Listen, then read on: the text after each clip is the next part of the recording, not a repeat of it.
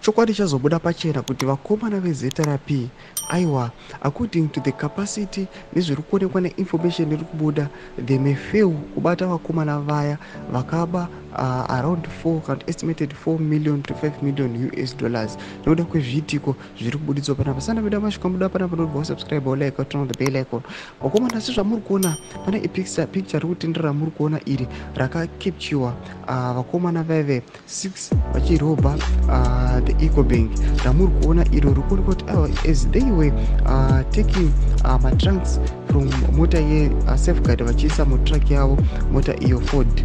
Panapa tiri kuona kuti in the background pane police officer wamuri kuona uyu ane head yemapurisa anofamba along, but muchiona kuti anofamba zvakachitopfuura vakomana vachiba. Wamuri kuona kuti heti yake iyi yairatidza kuti mupurisa oya maodi naandoratidza atori nechigaro anoziva mutemo. Vanobuda nevakomana kukozva vanyora vachiti don't blame this police officer for taking no action but focusing on his private business as robbery drama unfold. He has enough problems: no fees, no rent, no uniform, no food, no stationery at work, no data or airtime. Salary is insufficient.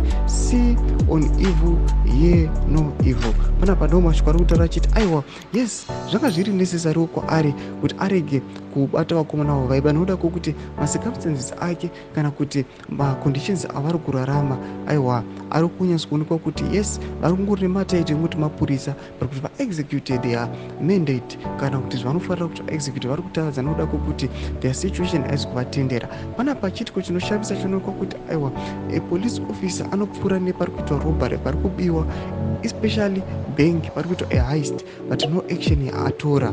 Vanhu vanovhunduka. Pane mamwe mavideos ari kutendera amuri kuona kuti mapurisa vari kuinvolvwa pakuita chioko muhomwe vachinoti vanhu vanenge vabatwa nemhosva yave aiwa anokuita chioko muhomwe munotonzi angarove pasi.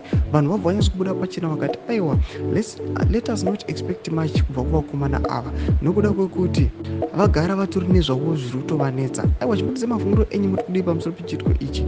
Vene comment section medu musano subscribe like and turn on the bell icon.